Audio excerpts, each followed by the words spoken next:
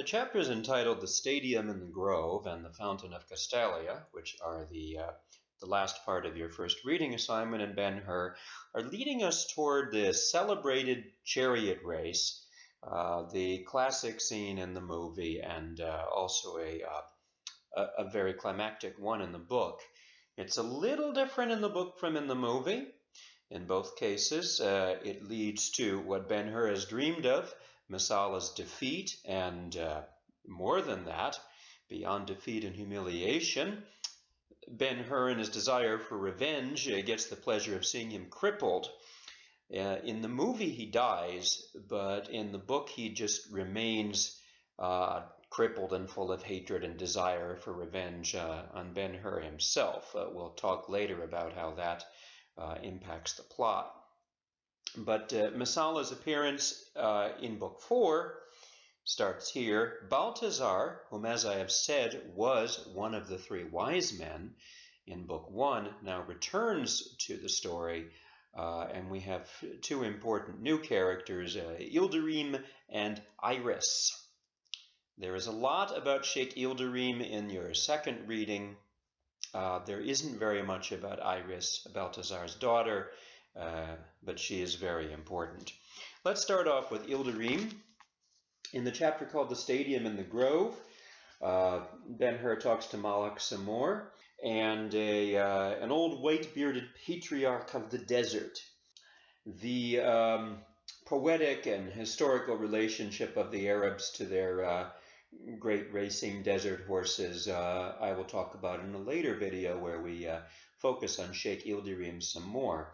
But Ilderim certainly is from Arabia. Near the bottom of page 340, he's described as a mighty man from the desert somewhere beyond Moab, an owner of camels and horses. Now, beyond Moab, which was the other side of the Dead Sea and the Jordan, thus means the deserts of Arabia, the modern Saudi Arabia, and the countries surrounding it.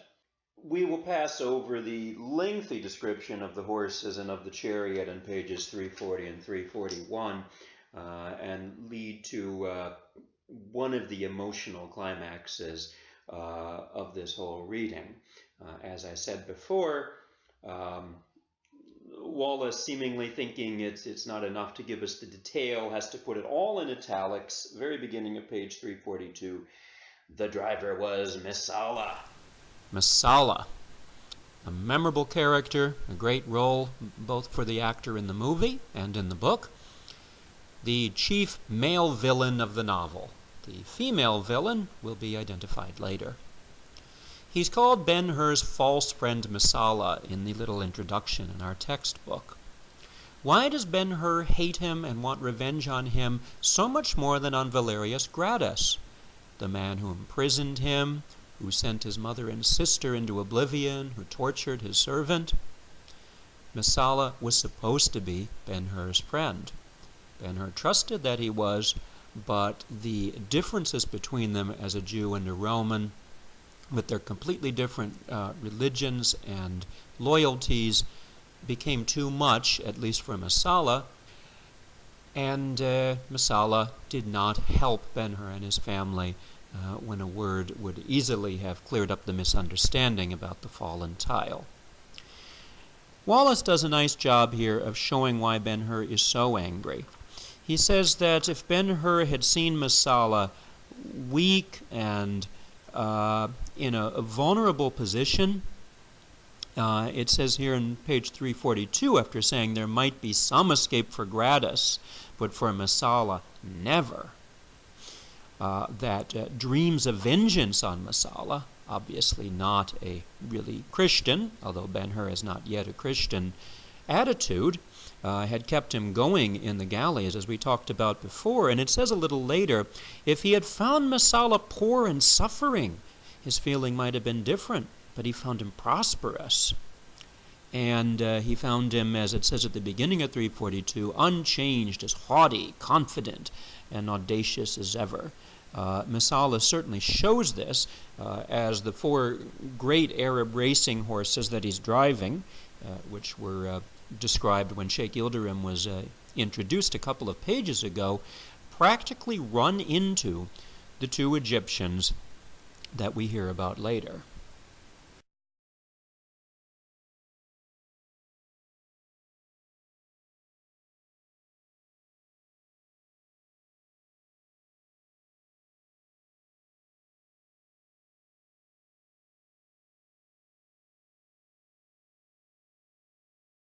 If Masala's appearance was important in Book 4, so is the appearance of the woman who is described at length toward the end of page 343. She is the daughter of Balthazar. The description, which I will not read any of, goes on and on about how beautiful she is. It goes on into page 344. Ben-Hur is a long novel, and Wallace, sometimes to the point of error, does not stint on description in his writing. The point is as follows. Ben-Hur has already met Esther, the good, obedient Jewish girl, the sweet and loving daughter of Simonides. Now he is seeing for the first time a heathen woman, an Egyptian, and a beautiful temptress. Ben-Hur's necessity to choose, or perhaps I should say his opportunity to choose between Esther and Iris, becomes a very important motif for the rest of the novel, and is the final thing that our second reading goes into. At any rate, after describing this woman, the narrator says that Masala and his horses are shooting right toward them. Ben-Hur then does something completely ridiculous. It reminds me of Natty Bumppo's amazing exploits of bravery and shooting, as Wallace makes him able to move forward and grab the horses' bits or bridles and stop them when they were running out of control. And then Masala, not sorry at all, not apologetic at all, just shows his rather exaggerated, self-confident, arrogant character by laughing, at the beginning of page 345, calling Iris beautiful, making obvious references to false Roman gods and goddesses, Pallas Athena, Apollo, and feels that somehow the right thing to do, at least for the kind of man he is not to say I'm sorry and to try to make amends, but say, oh, there's a beautiful woman, let's pursue her. She gives Ben-Hur a cup. This is pretty significant. Giving drinks, as we of course already seen, is an important theme in Ben-Hur, and it's going to come up in the climax as well. Esther gave Ben-Hur some wine while he was drinking with Simonides, and he kept the cup. Iris now gives him one also. Take the cup and fill it, I pray thee. My father is thirsty, she says. And then she says, keep it, on page 345, as a reward for him saving them. Balthazar then says something very important near the bottom of 345. There is but one God. In his holy name I thank thee. I am Balthazar the Egyptian. And he invites him to meet himself and Sheikh Ilderim later on. Balthazar is an Egyptian, as I said before. They were polytheists at the time. Joseph had to deal with this false religion when he was in Egypt.